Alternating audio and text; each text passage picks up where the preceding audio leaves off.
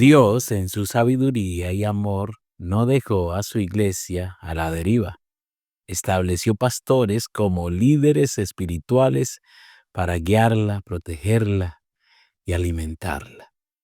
Así como un rebaño sin pastor se dispersa, la iglesia necesita la dirección clara y bíblica de un pastor que asegure el crecimiento de la congregación en fe y conocimiento. El Señor confió al pastor el cuidado de cada etapa de la madurez cristiana. A los recién nacidos en la fe, alimentarlos con la leche espiritual apropiada a su nivel. A los creyentes carnales, sí, que no avanzan, seguir ministrándoles pacientemente con lo básico hasta que puedan crecer.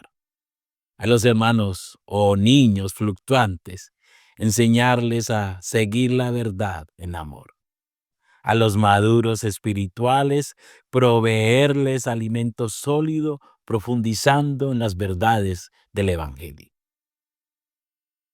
Siguiendo 1 Tesalonicenses 5:14, el pastor debe amonestar a los ociosos, alentar a los de poco ánimo, sostener a los débiles y ser pacientes con todos, enseñando a no pagar mal por mal y a procurar siempre lo bueno entre unos y otros. Aunque este es un llamado a toda la iglesia, pero el que debe ocuparse más en esto es el pastor. Su tarea incluye predicar a personas que aborrecen el Evangelio y a corazones duros, tanto dentro como fuera de la iglesia, ovejas y cabras, creyentes espirituales y carnales. Debe tratar con los de doble ánimo, vengativos, implacables, detractores, murmuradores, usurpadores, necios, que se creen sabios y niños que se creen maduros. Sobrellevar críticas que minimizan o atacan su ministerio. Soportar miradas de ira y amargura, lidiar con errores que otros magnifican, con servidores que quieren hacer las cosas a su manera, con familias o clanes que buscan controlarlo y con constantes reclamos. También ha de discernir cada situación, buscar y restaurar a la oveja débil o torpe, pero reconocer al hijo pródigo, rebelde, al que solo la disciplina de Dios hará que vuelva en sí. Debe enseñar a la iglesia cuándo restaurar con espíritu de mansedumbre, Gálatas 6:1, y cuándo apartarse del hermano que anda desordenadamente para que se avergüence, según de Tesalonicenses 3:6 y 14. Manteniendo el equilibrio entre amor y verdad. Solo amor sería alcahuetería, solo verdad, brutalidad. Por último, el pastor está llamado a aprender a contentarse cualquiera que sea su situación. Eso está en Filipenses 4:11 al 13. A vivir en escasez o en abundancia, saciado o con hambre, diciendo con certeza, todo lo puedo en Cristo que me fortalece. Saber distinguir entre el creyente que siempre necesita desahogarse ante su pastor, contar sus tristezas y pedir consejo, y aquel creyente al que no le gusta que le pregunten nada. El creyente hermético, que ni siquiera desea ser visitado. Aprender a conocer estas dos clases de creyente, el que busca desahogo y el que no lo hace. Y recordar que el pastor sigue siendo pastor de ambos. Una de las pruebas que enfrenta el pastor es la comparación. Y vaya que se necesita dominio propio para soportarla. Cuando lo comparen y resulte despreciado, que no se llene de amargura ni reaccione con impetuosidad, atacando al hermano imprudente o al pastor con quien lo comparan. Tampoco debe terminar intentando demostrar que es superior o rivalizar con otro, Y si en la comparación lo colocan por encima, que no se jacte, ni mire por encima del hombro al pastor considerado inferior. La gran lucha del pastor es no dejarse influenciar ni manipular por las comparaciones de los demás. Pues si alguien posee más o menos dones y ministerios, fue Dios quien los otorgó por gracia, no por méritos humanos. Él nos llamó a ser fieles y buenos administradores de lo que nos dio. Además, el pastor ha sido llamado, como enseña 1 Timoteo 4:12, a ser ejemplo de los creyentes en palabra, conducta, amor, fe, espíritu y pureza. Y como hombre de Dios, debe revestirse de las cualidades de 1 Timoteo 6 del 11 al 14, huir del pecado, de su propia concupiscencia y deseos carnales, y al mismo tiempo seguir la justicia, la piedad, la fe, el amor, la paciencia y la mansedumbre.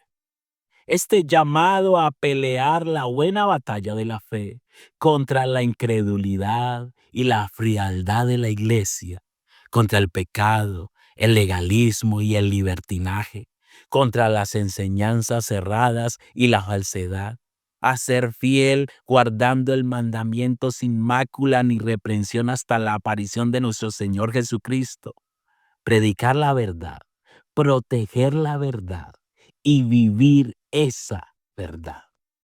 Vaya llamado que tenemos nosotros los pastores. Recuerda esto: predicar la verdad, proteger la verdad y vivir esa verdad.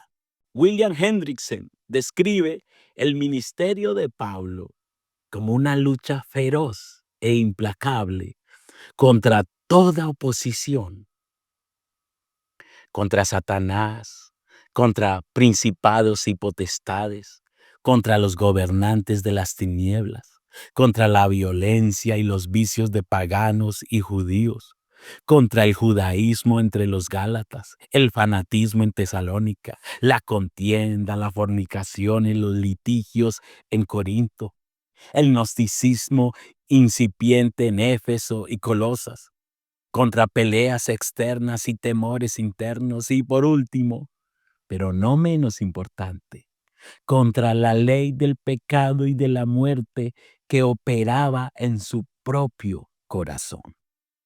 De igual modo, la batalla más cruda de todo cristiano y especialmente de todo pastor es la lucha constante contra su propia carne, su propio pecado, su egoísmo, su ignorancia y su pereza espiritual.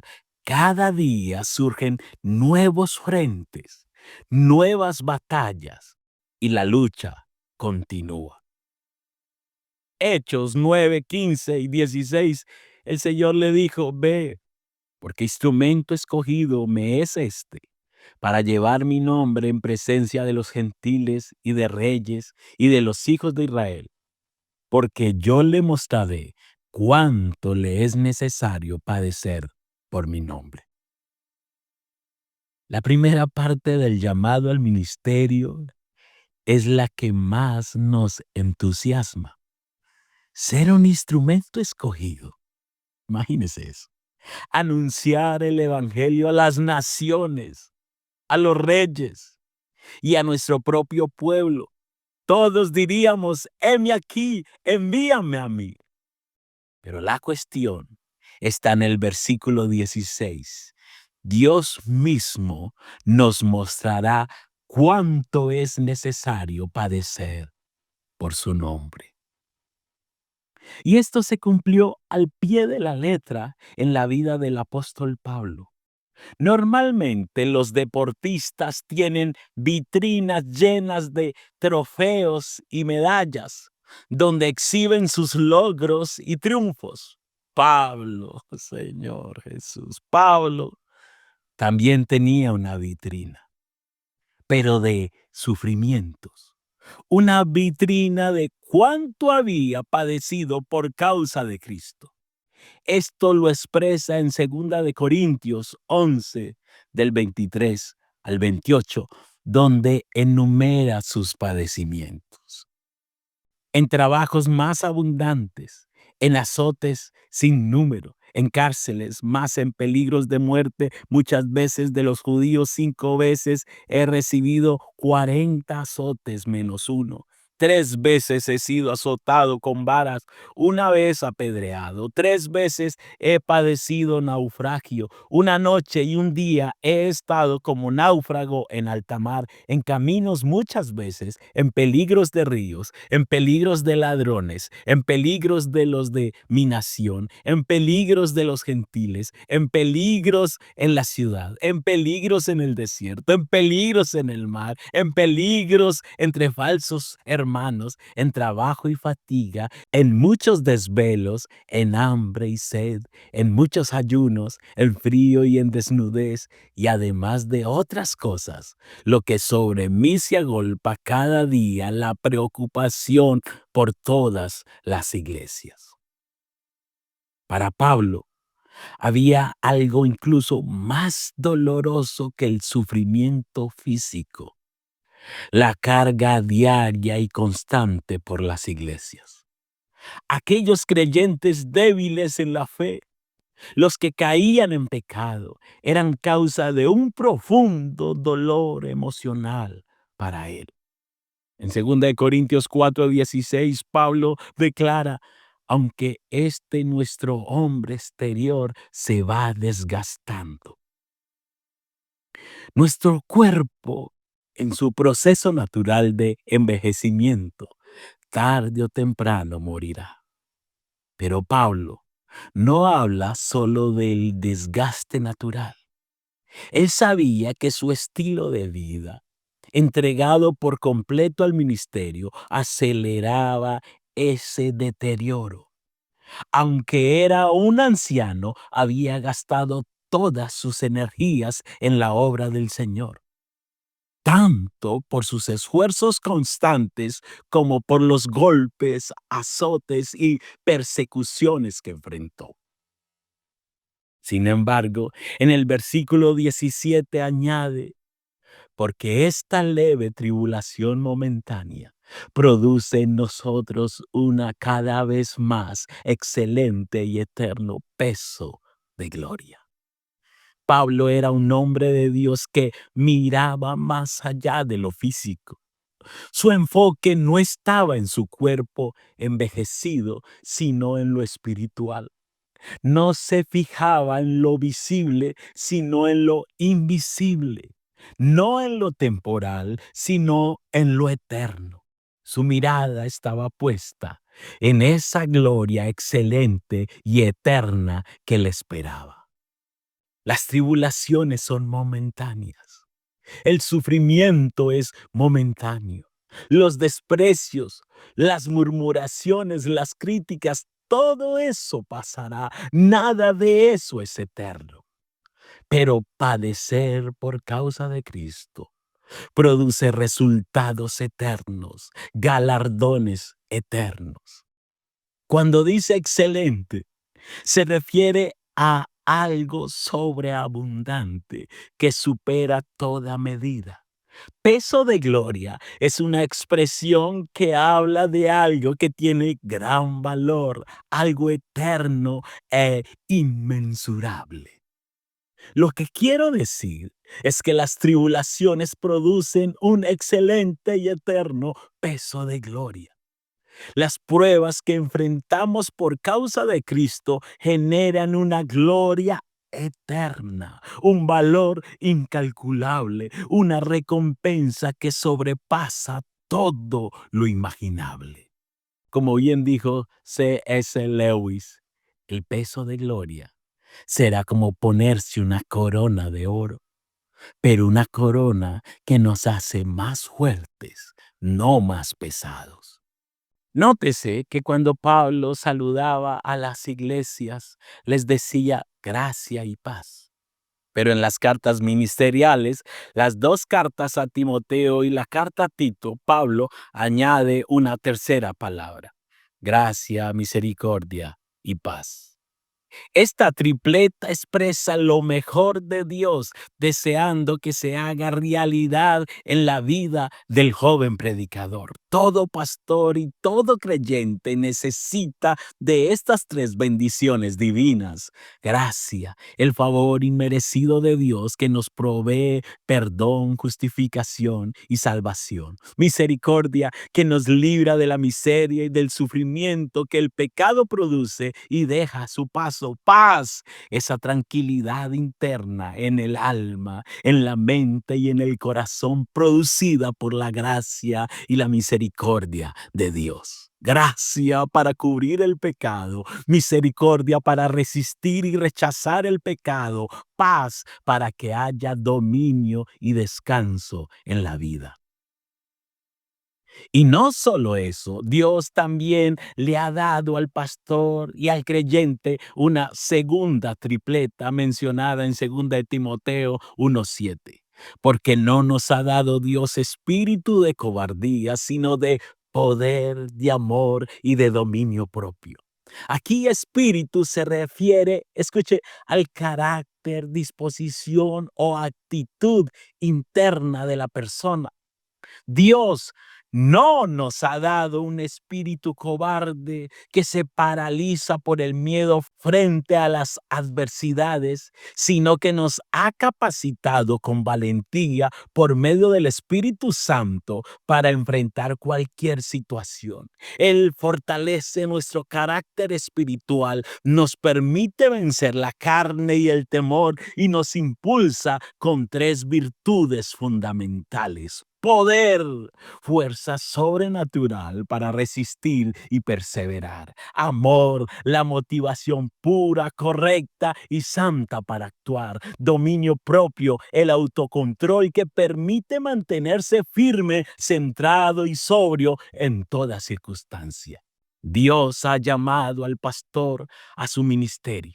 Lo ha fortalecido con el poder de su fuerza. El Señor nunca lo ha abandonado.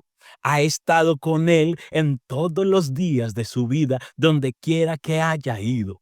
Dios lo ha impulsado por el poder del Espíritu Santo. Su palabra ha sido lumbrera en cada paso de su camino. Le ha dado lo mejor de sí, su gracia, su misericordia y su paz. Y por medio del Espíritu Santo lo ha dotado de un carácter valiente, no de cobardía, y lo ha equipado con poder, amor y dominio propio para cumplir fielmente con su llamado.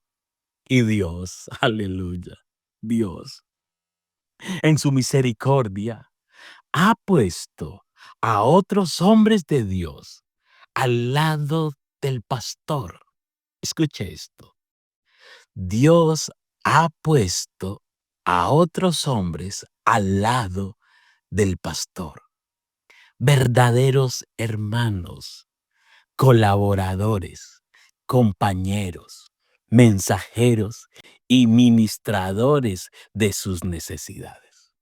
Es cierto que todo pastor, donde quiera que vaya, encontrará enemigos en su ministerio, tal como le sucedió al apóstol Pablo: Himeneo, Alejandro, Fileto, Alejandro el Calderero, los falsos apóstoles de Corinto, los judaizantes, Demas, y como menciona el apóstol Juan en su tercera carta, esos diótrefes que nunca faltan.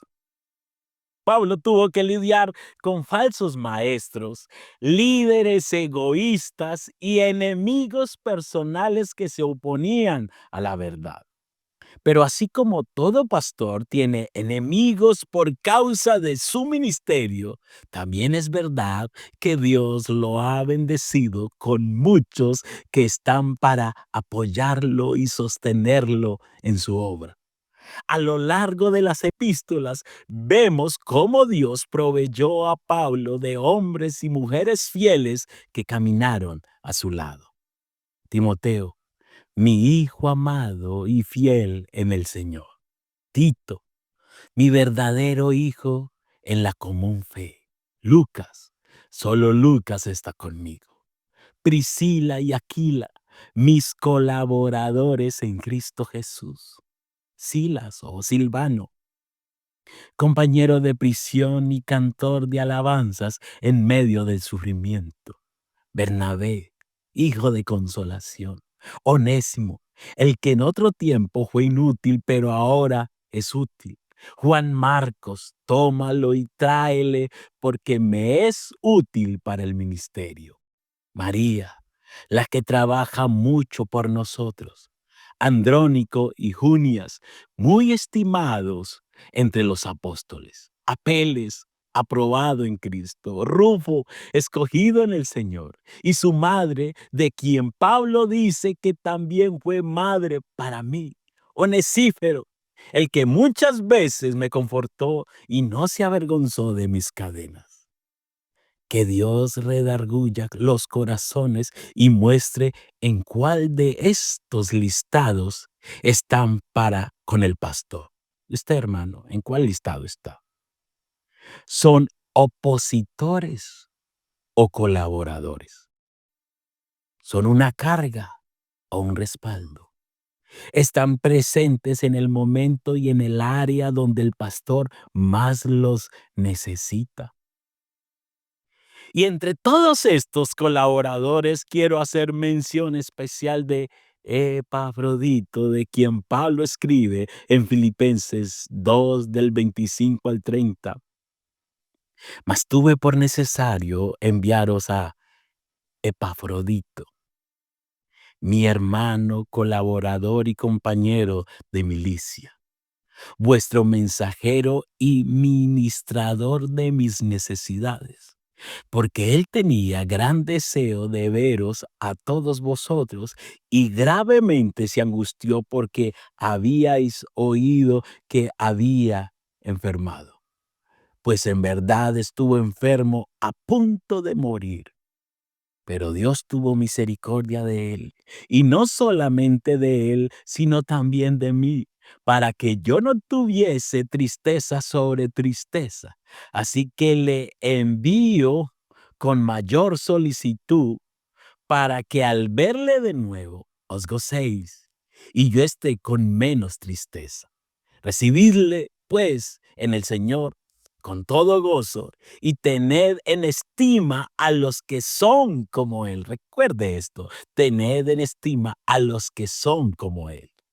Porque por la obra de Cristo estuvo próximo a la muerte, exponiendo su vida para suplir lo que le faltaba en vuestro servicio por mí. Hombres como Epafrodito son un regalo de Dios para la vida del pastor.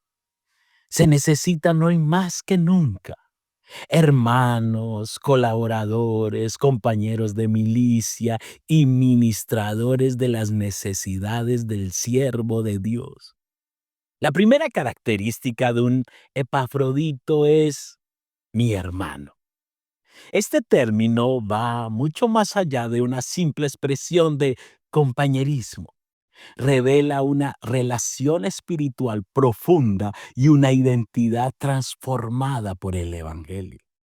En el contexto judío del siglo I, este título era revolucionario. Pablo, un fariseo educado, llama mi hermano, señores, a un gentil con un nombre pagano. Santo Dios. Epafrodito, que significa dedicado a Afrodita. Es como si hoy un judío sionista cristiano llamara a mi hermano a un cristiano palestino, o como si en plena era del apartheid en Sudáfrica, una raza llamara mi hermano a otra raza. Esto muestra el poder del evangelio para romper barreras étnicas, culturales y sociales. No se trataba de un vínculo superficial, sino de una unión en la fe, donde ambos compartían al mismo Padre Celestial. Pablo usa este término para resaltar que Epafrodito no era solo un colaborador en el ministerio, sino parte de su familia espiritual. Epafrodito compartía con Pablo no solo el trabajo, sino también la pasión por el Evangelio y la humildad de Cristo. Esto lo contrastaba claramente con los falsos maestros o falsos líderes egoístas, quienes buscaban lo suyo propio. Epafrodito era un compañero de trabajo. Pablo lo describe como alguien que trabajaba junto a él en la proclamación del Evangelio. No era simplemente un asistente, sino un colaborador activo que se esforzaba hombro a hombro con Pablo en la extensión del reino de Dios. Este reconocimiento resalta la importancia de la colaboración en el ministerio cristiano y la necesidad de trabajar unidos en la causa de Cristo. Aleluya. Epafrodito es presentado como un modelo de servicio sacrificial, entrega total y compromiso con la obra del Señor. También fue un compañero de milicia. Cuando Pablo llama a Epafrodito mi compañero de milicia, está usando un término que resalta el carácter de lucha, sacrificio y entrega espiritual que conlleva el ministerio. La palabra griega utilizada significa literalmente soldado junto a mí. Esta expresión nos muestra que Epafrodito no solo compartía el trabajo, sino también las batallas espirituales, enfrentando con Pablo dificultades, persecuciones, oposición e incluso enfermedad por causa del Evangelio. Epafrodito estaba dispuesto a arriesgar su vida por la causa de Cristo, igual que un soldado lo hace por su patria. Era un guerrero espiritual, era un valiente, comprometido, leal y dispuesto a sufrir por el Evangelio. Se comportó como un verdadero soldado cristiano, fiel al lado de Pablo, sin retroceder ante la dificultad. Esta expresión de compañero de milicia es un título de honor, un distintivo de la valentía espiritual y fidelidad en medio del conflicto por causa de Cristo. Aleluya. Epafrodito, vuestro mensajero. La iglesia de Filipos envió a Epafrodito con una misión específica, comisionado oficialmente como un representante para llevar una ofrenda al apóstol Pablo y asistirle en sus necesidades durante su prisión en Roma. Epafrodito cumplió fielmente esta labor, siendo un mensajero confiable y un servidor leal. Su tarea fue tanto práctica como espiritual. Llevó ayuda material y ofreció servicio personal, demostrando lealtad, humildad y disposición al sacrificio. Epafrodito es un modelo de servicio cristiano sacrificial. Alguien que representa a su iglesia con integridad y entrega total, aún a costa de su salud. Epafrodito, ministrador de mis necesidades. Cuando Pablo menciona que Epafrodito fue ministrador de mis necesidades, utiliza un término griego con fuerte connotación sacerdotal. Esta palabra implica un servicio litúrgico, casi ceremonial. Es decir, el cuidado de Epafrodito ofreció no fue solo práctico o económico, sino espiritualmente significativo, como una ofrenda de adoración a Dios. Todo acto de servicio hecho con un corazón piadoso se convierte en ministerio espiritual. Epafrodito no fue solo un mensajero fiel, sino un siervo reverente que trató el cuidado de Pablo como una misión santa y sacrificada.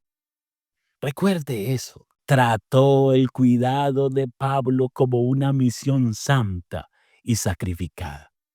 Pablo resalta que su servicio no fue común, sino de gran valor eterno y espiritual, digno de ser ejemplo para todos los creyentes. Un siervo que estuvo al borde de la muerte. En los versículos 26 al 28 de Filipenses 2, Pablo nos dice que Epafrodito enfermó gravemente al punto de estar a las puertas de la muerte, todo por servir en la obra del Señor. Sin embargo, Dios tuvo misericordia de él. Tanto valor tenía Epafrodito para Pablo, que escribe, y no solamente de él, sino también de mí, para que yo no tuviese tristeza sobre tristeza. Esto contrasta con otros personajes que Pablo menciona en sus cartas a Alejandro el Calderero, Himeneo, Demas, quienes se apartaron o se convirtieron en enemigos del ministerio. Sobre ellos no hay mucho que decir en una ceremonia fúnebre, pues sus vidas no dejaron frutos espirituales dignos de recuerdo. En cambio, Epafrodito es de aquellos siervos de Dios cuya ausencia deja un profundo dolor en la iglesia. Hombres como él son los que, si es necesario, entregan su vida por la causa de Cristo. Estos son siervos dignos de honra. Pablo exhorta a la iglesia a tener en alta estima a hombres como Epafrodito, a honrarlos, no solo por lo que hacen, sino por su disposición a arriesgar la vida por la obra de Cristo. Todo aquel que se entrega al servicio de la iglesia, que suple con amor y entrega lo que falta en apoyo al ministerio, merece honra y reconocimiento, porque demuestra un profundo afecto pastoral y una fe viva. El reconocimiento a Epafrodito no se basa solamente en su obra, sino en su corazón sacrificial, en su fidelidad inquebrantable y en su disposición a pagar el precio por amor a Cristo y a su iglesia. Filipenses 2:30 versión PDT. Porque él puso en peligro su vida por servir a Cristo, arriesgó su vida al prestarme el servicio que ustedes no me podían prestar personalmente. Note que Epafrodito le sirvió a Pablo siendo hermano, colaborador, compañero de milicia, mensajero y ministrador de sus necesidades. Y aunque fue Pablo quien recibió directamente ese servicio, y aunque Epafrodito casi pierde la vida por hacerlo, en realidad le estaba sirviendo a Cristo. Estaba sirviendo a la obra del Señor. Iglesia, no desperdicie el tiempo que Dios le ha dado, ni se frasque en cosas que no valen la pena. Sea dominado por el Espíritu y sirva a Cristo y sírvale a la obra de Cristo. Una de las maneras más poderosas de servir a la obra de Cristo es siendo para su pastor un verdadero hermano, colaborador, compañero de milicia, mensajero y ministrador de sus necesidades. Usted no necesita un cargo o título para ejercer ese servicio, ni necesita subir a una plataforma, no. Pablo no le dijo a la iglesia de Filipos que estimara a Epafrodito por tener dones espectaculares como predicación, sanidad, profecía o milagros. No, les dijo que lo tuvieran en estima porque fue un hombre valiente que estuvo dispuesto a dar su vida por la obra del Señor. Y en este caso, por su pastor. Wow. Wow. Recuerdo un anciano en la primera hora que mi papá estableció, Lomitas, la cumbre, Valle del Cauca. En medio de una persecución hostil, personas armadas con machetes, palos, piedras. Bueno, hay muchos testimonios en ese lugar. Querían hacerle daño a mi padre. Había un hermano, bendito Dios. Lo recuerdo como si fuera ayer mismo. Lo veo claramente. Se llamaba Carlos Orozco, un auténtico Epafrodito. Carlos Orozco. Era tanto el amor de este hombre por mi papá, que siempre estuvo dispuesto a dar su vida por él. Vayan testimonio. Dios bendiga a los Epafroditos que han sido una ayuda, un consuelo y un apoyo para el pastor en el ejercicio del ministerio. Este es un principio para todos los creyentes.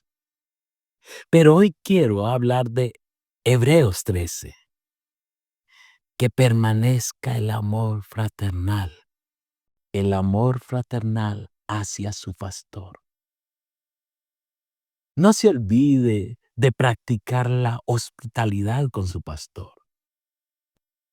Acuérdese de él, porque él le ha enseñado la palabra de Dios. Considere el fruto de su vida e imite su fe. Eso está todo en Hebreos 3. Ofrezca ante Dios el sacrificio de hacer el bien y de la ayuda mutua. Y dentro de ese sacrificio está hacer el bien para con su pastor. Ayúdelo. Hebreos 13:17 dice: obedeced a vuestros pastores y sujetaos a ellos, porque ellos velan por vuestras almas, como quienes han de dar cuenta, para que lo hagan con alegría y no quejándose, porque esto no es provechoso. Obedezca a su pastor, ayúdelo, hágale el bien con alegría, sin quejarse, con alegría y sin queja. Eso será provechoso para su vida. Y el versículo 18 dice: orad por nosotros, ore por su pastor, para que tenga buena conciencia y se conduzca bien en todo. Tenemos un gran reto como pastores, conducirnos bien en todo. Y Hebreos 13:20 al 21 añade: y el Dios de paz, que resucitó de los muertos a nuestro Señor Jesucristo, el gran pastor de las ovejas por la sangre del pacto eterno, os haga aptos en toda obra buena. Recuerde eso, os haga aptos en toda obra buena, para que hagáis su voluntad, haciendo Él en vosotros lo que es agradable delante de Él por Jesucristo, al cual sea la gloria por los siglos de los siglos. Amén. Para que usted pueda ser hospitalario, acordarse de su pastor, hacer el bien, ayudarlo, obedecerlo, someterse, orar por él y hacer todo esto con alegría y sin quejarse. Es necesario, sí o sí, que el poder de Dios opere en usted. Ese mismo poder que operó en Cristo cuando lo resucitó, solo ese poder lo hará apto en toda obra buena para que haga la voluntad de Dios. De ese tamaño es, y quiero ser reiterativo en esto, para que usted sea hospitalario con su pastor.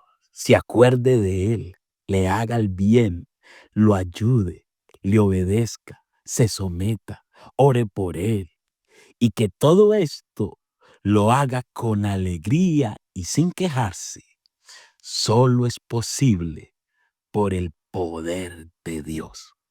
No hay más. Solo el poder de Dios en el pastor, esto sí que me encanta. Solo el poder de Dios en el pastor puede capacitarlo para cumplir lo que se le ha encomendado. Toda la primera parte que vimos de esta enseñanza, solo es posible que el pastor viva de esa manera por el poder de Dios. Y solo el poder de Dios en usted, creyente, para que sea un verdadero hermano Epafrodito. Solo es posible, esta segunda parte de la enseñanza, solo es posible por el poder de Dios, que lo capacitará para hacer lo que Dios le demanda a favor del santo Dios, de su pastor. Y si usted lo hace en el poder de Dios, eso será agradable delante de Él. Los que son guiados por el poder de Dios y cumplen esto con alegría y sin queja, pueden decir lo que dice el versículo 21 al finalizar. A Él sea la gloria por los siglos de los siglos. Amén.